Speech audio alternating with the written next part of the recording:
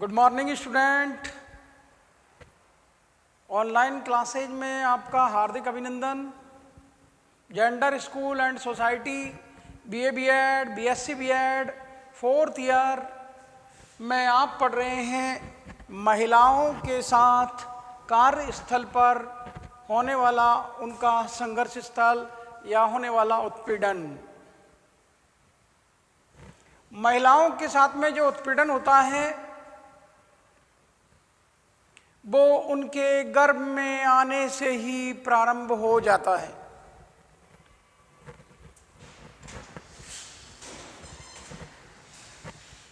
गर्भ में आते ही महिलाओं का उत्पीड़न, बालिकाओं का उत्पीड़न प्रारंभ हो जाता है और कन्या है तो ऐसे भ्रूण की हत्या कर दी जाती है। प्रशिक्षणार्थियों, ये महिलाओं के साथ होने वाला उत्पीड़न है कि वो गर्भ में आए हैं, छोटी मासूम हैं और ऐसी स्थिति में उनकी हत्या कर दी जाती है। जैसे तैसे करके अगर जन्म भी ले लिया है तो उन बालिकाओं का वध कर दिया जाता है।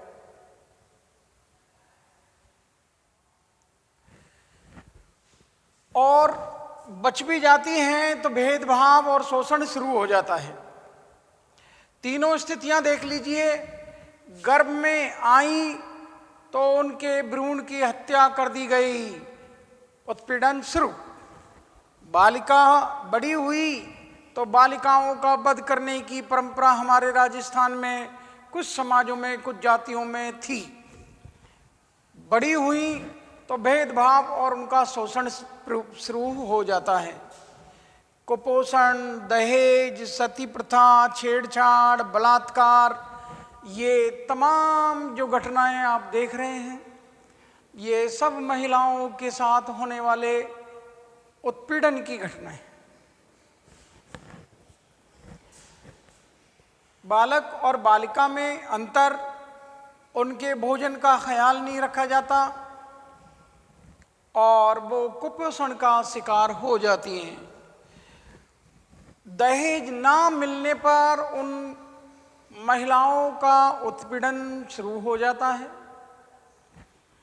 जो अपनी ससुराल में कम दहेज लेकर गई हैं या ससुराल वालों की मांगों को पूरा नहीं किया है, ऐसी स्थिति में इन महिलाओं को दहेज के रूप में उत्पीड़ित किया जाता है, प्रताड़ित किया जाता है कि अधिक दहेज की मांग की जाती है। दहेज लाने के लिए इनको प्रताड़ित किया जाता है। सती प्रथा, महिलाओं को पति की मृत्यु हो जाने पर सती करने की परंपरा 1987 तक राजस्थान में देखी गई। 1987 में सती निरोधक कानून बनाया और उसको सख्ती से पालन किया गया, तब जाकर ऐसी कुप्रथा को रोका गया। छेड़छाड़ की घटनाएं आए दिन हमारे समाज में आपको सार्वजनिक स्थलों पर, स्कूल कॉलेज में, बस स्टैंड, बाजारों में, सिनेमा घरों में, पार्क में, ये कहीं भी आपको महिलाओं के साथ विद्यालय आते समय, जाते समय महिलाओं के साथ में ये घटनाएं आपको देखने को, सुनने को मिल जाती हैं। अगर छेड़छाड़ से भी बच गई हैं तो उनके साथ में दुर्व्यवहार कर लिया जाता है, बलात्कार कर दिया जाता है। ना उनके लिए कोई समाज में सम्मान है, ना उनकी आर्थिक स्थिति मजबूत है। तो ये कुल मिलाकर इस प्रकार की जो संरचना हमारे समाज की गई है उसमें महिलाओं को उत्पीड़ित करते हुए महिलाओं का उत्पीड़न स्पष्ट रूप से नजर आता है। आप वेतन की बात करते हैं, समान कार्य के लिए समान वेतन का कानून 1976 में पास हो गया था और उसके बाद महिलाओं के साथ में समान कार्य के एवज में उनको समान पारिश्रमिक नहीं मिलता है। यह भी महिला उत्पीड़न की एक श्रेणी है। पति चाहे जुआरी, शराबी, सटोरिया, अफीमची, बंगेड़ी, नशेबाज कुछ भी हो, उसको सबक ये सिखाया जाता है कि भला है बुरा है जैसा भी है, तेरा पति तेरा देवता है। और वो इसी गीत को गाकर अपने अंतर्मन में बिठा लेती है और उसी के अकॉर्डिंग अपनी जिंदगी को गुजार देती है। वो पति के मारने का, पति के पीटने का, पति की प्रताड़ना का कोई विरोध नहीं करती। उसके साथ में शराबी पति के द्वारा उसको पीटा जा रहा है, प्रताड़ित किया जा रहा है, मारा जा रहा है, पीटा जा रहा है, और वो उस शराबी पति के द्वारा पिट लेती है, मार खा लेती है, उफ नहीं करती। ये महिलाओं का होने वाला उत्पीड़न है।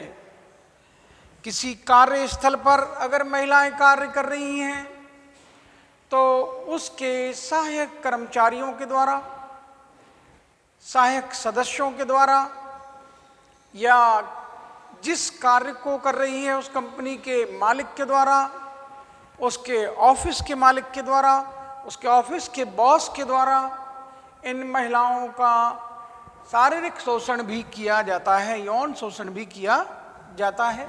ये भी महिला उत्पीड़न की एक श्रेणी है। जैसा कि मैंने बताया, धार्मिक क्षेत्र में महिलाओं को मस्जिद में आने की और मस्जिद में पुरुषों को नमाज अदा कराने के लिए इमाम बनने की पाबंदी है। वो महिलाएं इमाम नहीं बन सकती जो मुस्लिम समाज के पुरुषों को नमाज अदा कराते हैं, वो इमाम साहब की भूमिका अदा नहीं कर सकती। ये भी महिलाओं का एक उत्पीड़न है। पर्दा प्रथा भारत में मुगलों के आने पर या मुस्लिम शासकों के आने पर भारत में पर्दा प्रथा का प्रचलन बढ़ गया और भारत के विभिन्न समाजों में अपनी बेटियों को, अपनी बहुओं को पर्दे में रखा जाने लगा, महिलाओं को, और वो समाज में चलकर आगे चलकर एक परंपरा बन गई और विभिन्न समाजों ने उस पर्दा प्रथा को अपना लिया। चाहे उनका धर्म इस्लाम ना हो, वो अन्य धर्मों के मानने वाले लोग थे।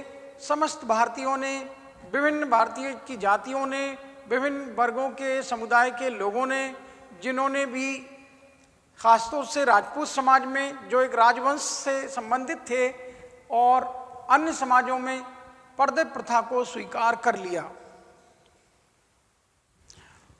उस पर्दा प्रथा की कहानी जो भी रही हो कि महिलाओं को शासकों के द्वारा उनका यौन शोषण करना, इसलिए लोगों ने समाज में महिलाओं को पर्दे में रखना शुरू कर दिया, या जो भी हो, ये पर्दा प्रथा महिलाओं के लिए प्रताड़ित करती है, महिलाओं का उत्पीड़न करती है और महिलाएं अपने अधिकारों से, कर्तव्यों से वंचित हो जाती हैं। महिलाएं अपने अवसरों से, जो शैक्षिक अवसर हैं या रोजगार के अवसर हैं, धन कमाने के अवसर हैं, उनसे वंचित हो जाती हैं। सीईओ अगर किसी कंपनी की मुख्य कार्यकारी अधिकारी, चीफ एग्जीक्यूटिव ऑफिसर्स, सीईओ, अगर किसी कंपनी की या ऑफिस की चीफ मुख्य कार्यकारी अधिकारी, मुखिया अगर महिला है तो उस महिला के सहायक कर्मचारी पुरुष बनना पसंद नहीं करते। पुरुष उस बॉस महिला की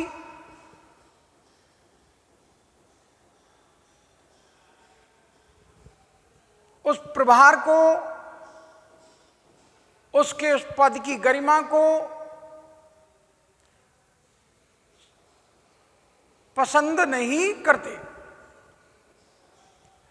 वो कुल मिलाकर महिला सीईओ के सानिध्य में काम करना उनको हीन लगता है। इससे महिलाएं भी स्वयं को उत्पीड़ित, प्रताड़ित महसूस करती हैं। ये भी महिला उत्पीड़न की एक श्रेणी है। स्वास्थ्य संबंधी सुविधाओं से महिलाओं को वंचित रखा जाता है। जैसा कि मैंने बताया कि पुरुष के लिए ढेर सारे प्रयास किए जाएंगे, शहर के अच्छे से अच्छे डॉक्टर्स से उसका इलाज कराने की कोशिश की जाएगी, जबकि महिलाओं के साथ में ऐसा नहीं है। चाहे उसका मायका हो, चाहे उसकी ससुराल हो, महिला के लिए उसके स्वास्थ्य की चिंता नहीं की जाती, उसको स्वास्थ्य की सुविधाएं मुहैया नहीं कराई जाती। प्रशिक्षणार्थियों, ये महिलाओं के साथ होने वाला उत्पीड़न है, जिसके अंतर्गत आपने देखा कि महिलाओं के भ्रूण की हत्या, बालिकाओं के भ्रूण की हत्या, बालिकाओं की शिक्षा की समस्याएं, बालिकाओं को घरेलू हिंसा का शिकार होना पड़ना, कार्यस्थल पर उनका शारीरिक शोषण का होना, स्वास्थ्य संबंधी पुरुषों के मुकाबले में भेदभाव का होना, स्वास्थ्य संबंधी कोई सुविधाएं हैं तो वो पुरुषों के मुकाबले में महिलाओं को कम उपलब्ध होती हैं या समाज के द्वारा कम उपलब्ध कराई जाती हैं। अपहरण, छेड़छाड़, बलात्कार, ये महिलाओं के साथ में होने वाला उत्पीड़न है। प्रशिक्षणार्थियों, समान कार्य के एवज में महिलाओं को समान वेतन का नहीं मिलना, ये भी महिला उत्पीड़न की एक श्रेणी है। समाज में सामाजिक भागीदारी नहीं मिलना, परिवार का मुखिया पुरुष का होना, महिलाओं को दोयम दर्जे का मानना और विभिन्न सामाजिक रीति रिवाजों में महिलाओं को पुरुषों के समान नहीं ठहराना या पारिवारिक निर्णयों की कोई जिम्मेदारी नहीं सौंपना, ये महिलाओं का सामाजिक उत्पीड़न है। महिलाएं ना घर में सुरक्षित हैं और ना बाहर सुरक्षित हैं।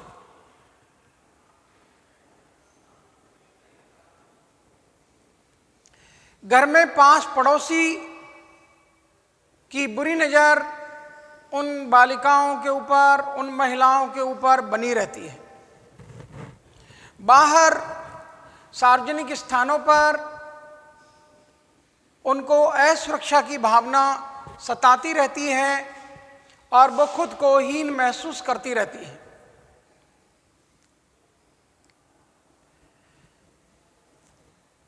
आप देखते हैं कि महिलाएं ना घर में सुरक्षित हैं, ना बाहर सुरक्षित हैं। प्रशिक्षणार्थियों, ये महिलाओं के साथ में होने वाला उत्पीड़न, जिस उत्पीड़न की शिकार वो होती हैं, जिन प्रताड़नाओं का उनको सामना करना पड़ता है, उन प्रताड़नाओं से वो महिलाएं बहुत दुखी होती हैं और उनके दुख को ना सरकार समझती हैं, ना परिवार के लोग समझते हैं और ना ये समाज समझता है। ऐसी स्थिति में उन महिलाओं को बड़ी बड़ी हिंसाओं का शिकार भी हो जाना पड़ता है। आप देखते हैं कि आए दिन आपको बलात्कार की घटनाएं, महिलाओं के ऊपर उनके चेहरे पर तेजाब डालना, महिलाओं का अपहरण करना, महिलाओं का बलात्कार करना, और महिलाओं की हत्या करना ये आम समाज का हिस्सा बन गई हैं ये घटनाएं।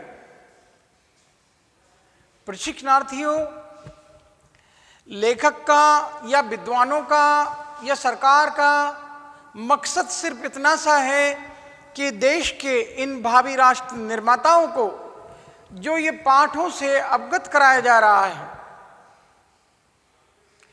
वो हमारे समाज में एक नई जागृति लाएंगे, एक नई चेतना लाएंगे और इन लोगों के द्वारा जो क्रांति की जाएगी उस क्रांति से महिलाओं का आदर और सम्मान वापस लौट आएगा। और महिलाओं का आदर और सम्मान लौटाना ही इस पुस्तक का, इन लेखकों का, इन विद्वानों का यही उद्देश्य है, यही मकसद है और इसी मकसद को लेकर वो आपके सामने आए हैं। राष्ट्रीय महिला आयोग 2010 में अध्ययन किया 1335 हमारे देश में घटनाएं घटित हुई दुष्कर्म की। महिलाओं के साथ में होने वाले यौन हिंसा की जो घटनाएं घटित हुई, यौन शोषण की, वो 1335 घटनाएं घटित हुई। 2012 में इन घटनाओं में और इजाफा हुआ और 2012 में ये घटनाएं 1800 हो गई। प्रशिक्षणार्थियों, 2020 में आप आए दिन अखबारों में, आप आए दिन मीडिया के माध्यम से, समाचार पत्र पत्रिकाओं में, सोशल मीडिया पर आपको ढेर सारे समाचार महिला हिंसा के रूप में, महिलाओं के यौन शोषण के रूप में आए दिन खबरें सुनने को, देखने को मिलती हैं।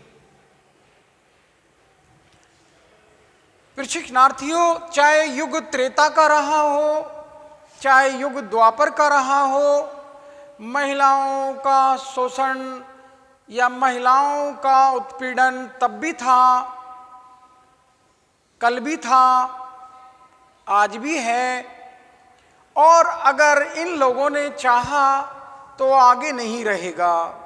ये प्रशिक्षणार्थी जो प्रशिक्षण लेकर जा रहे हैं उनको प्रशिक्षण इस बात का दिया जा रहा है कि वो समाज में एक नई क्रांति लाएंगे, वो भेदभाव रहित समाज का निर्माण करेंगे, वो ऐसे सभ्य समाज का निर्माण करेंगे जहां यत्र नार्यस्तु पूज्यन्ते तत्र रमन्ते देवता वाली ये पंक्तियां चरितार्थ होती हों, वास्तव में इन पंक्तियों पर लोग अमल करते हों और उस अमल का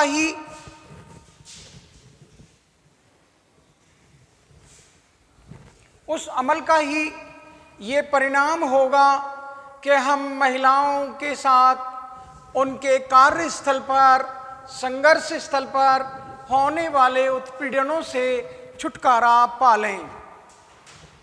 प्रशिक्षणार्थियों, चाहे युग त्रेता का रहा हो, चाहे युग द्वापर का रहा हो, सीता जी का हरण हो गया त्रेता में,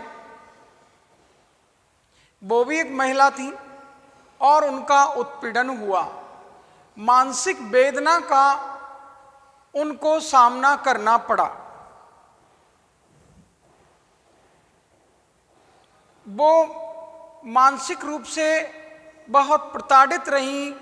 उन राक्षसी महिलाओं के साथ में रहना और लंबी अवधि तक वहाँ गुजारना और रावण के अनुग्रह को त्यागना, ये उनके लिए मानसिक उत्पीड़न था।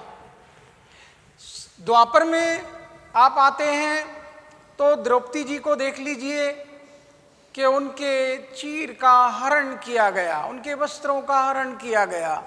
चाहे वो पांडव उनको जुए में हार गए थे, तो यहाँ पर पांडवों जी की ओर भी संकेत है कि उन्होंने अपनी महिलाओं को दांव पर क्यों लगाया?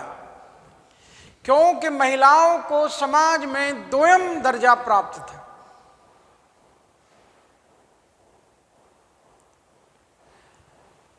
प्रशिक्षणार्थियों, हमारे राजनेताओं की ओर से ऐसे संवाद बोले जाते हैं जिससे महिलाओं के साथ में होने वाला यह उत्पीड़न और बढ़ जाता है।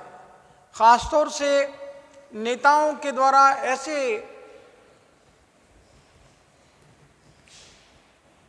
विचार प्रकट किए जाते हैं, वो कहते हैं कि 90% महिलाओं की सहमति से ये संबंध स्थापित होते हैं।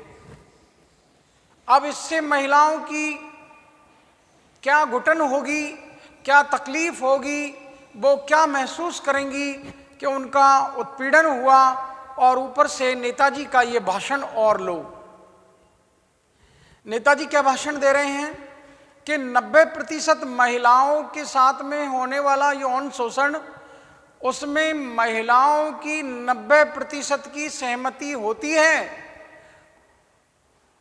अब ऐसी स्थिति में जिन महिलाओं का उत्पीड़न हुआ है वो अपने उत्पीड़न को, यौन शोषण को बताती भी नहीं हैं, छिपा लेती हैं। प्रशिक्षणार्थियों, कुछ लोग कहते हैं कि बालिकाओं की, महिलाओं की चाल ढाल, उनकी पोशाक, उनका ये चलना फिरना, उनकी स्टाइल और उनकी वजह से लोगों को वो भड़काती हैं। ऐसे लांछन महिलाओं पर लगाते हैं लोग कि महिलाओं के वस्त्रों की वजह से, महिलाओं की चाल ढाल की वजह से पुरुषों की काम वासना को उनके द्वारा भड़काया जाना। तो आप यहाँ आ जाइए, मैं आपको ले चलता हूँ। इस 6 वर्ष की बालिका ने आपके लिए कौन सी काम वासना की ओर प्रेरित किया? 6 वर्ष की बालिका ने कौन सी पोशाक पहनी? 6 वर्ष की बालिका ने कौन सी चाल चल के बताई जिससे पुरुष अपने आप को ये कहते हैं कि महिलाएं भड़काती हैं? 6 वर्ष की बालिका ने आपका क्या बिगाड़ा था? ना तो वो चलना जानती थी, ना उसके पास में ऐसे वस्त्र थे जिन वस्त्रों का लांछन लगाया जाता है। तो महिलाएं उस 6 वर्ष की हो या 60 की, पुरुष का बहसीपन ये नहीं देखता,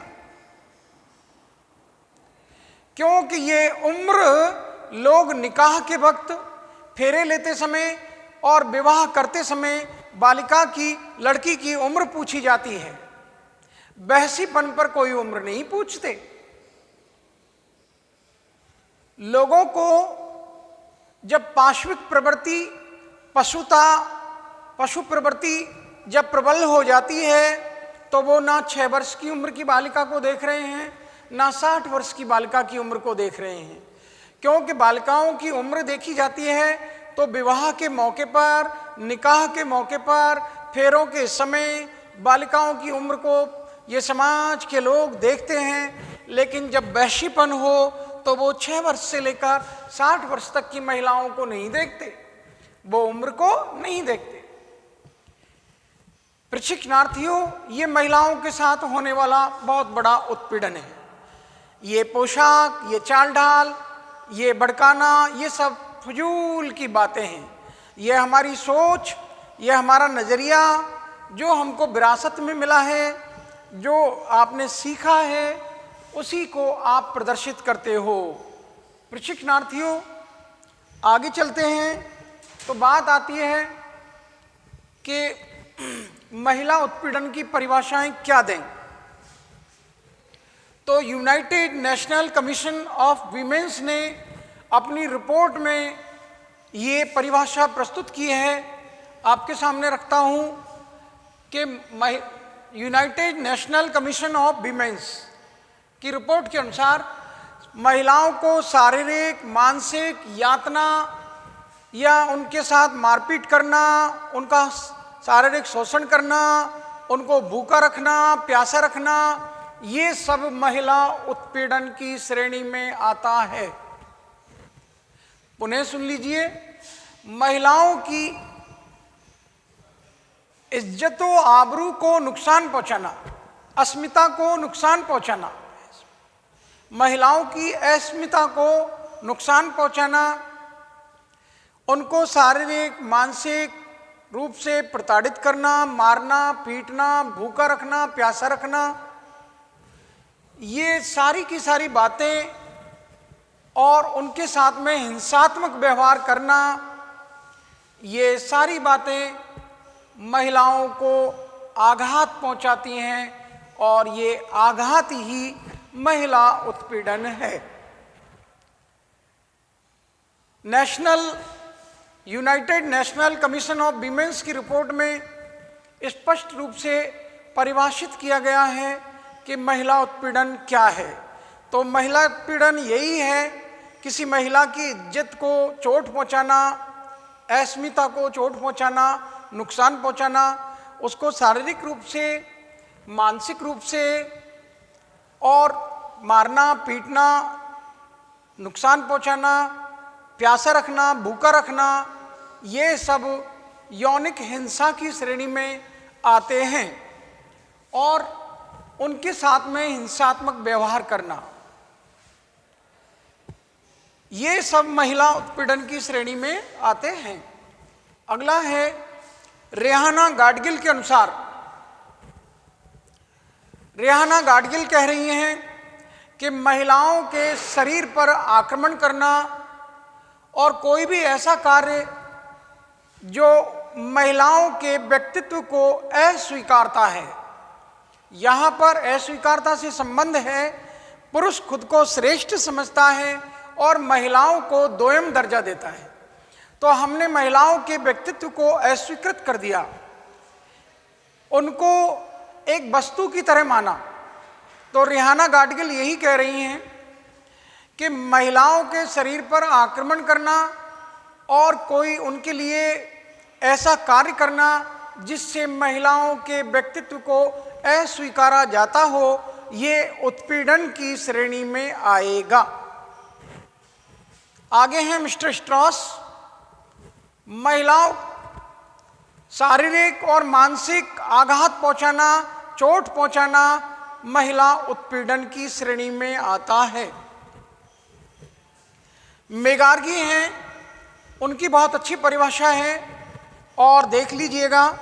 मेगार्गी क्या कहती हैं कि महिलाओं को धमकाकर, महिलाओं को बलपूर्वक, महिलाओं को अपहरण करके, महिलाओं को बलपूर्वक, महिलाओं को धमकाकर कुछ लोग उनके साथ में शारीरिक संबंध स्थापित करना चाहते हैं और ऐसे संबंधों के साथ महिलाओं के सम्मान को ठेस लगती है, तो ये महिला उत्पीड़न की श्रेणी में आता है। महिलाओं को धमकाकर या बलपूर्वक कोई भी ऐसा कार्य करना जिससे महिलाओं के सम्मान को ठेस लगे, ये महिला उत्पीड़न की श्रेणी में आता है। अंतिम है दहेज हत्या या मारना, पीटना, यातनाएं देना। ये नंदिता गांधी कह रही हैं कि ऐसा कोई भी कार्य जो महिलाओं को दहेज के लाने के लिए प्रताड़ित किया गया हो, दहेज के रूप में उनके साथ मारपीट की गई हो और उनके लिए यातनाएं दी गई हों, ये सारी की सारी बातें महिला उत्पीड़न की श्रेणी में आती हैं। प्रशिक्षणार्थियों, मैंने आपके सामने महिलाओं के साथ में होने वाले उत्पीड़न को रखा और महिलाओं के साथ में होने वाले इन भेदभावों को आपको बताया। महिलाओं के संग होने वाले इस मानसिक और शारीरिक यौन शोषण के बारे में आपसे चर्चाएं की। मैं समझता हूं आप इस महिला उत्पीड़न को आसानी से समझ गए होंगे। जिन प्रशिक्षणार्थियों के समझ में नहीं आता है, पूछ लीजिएगा, आपके माकूल सवालों के माकूल जवाब दिए जाएंगे। मैं आपके लिए और तमाम सुनने वाले साहिबान के लिए और इन समस्त प्रशिक्षणार्थियों के लिए धन्यवाद ज्ञापित करता हूं, जिन्होंने विनम्रतापूर्वक मेरे पाठ को सुना, सोचा, समझा और जाना। Thank you to all of you.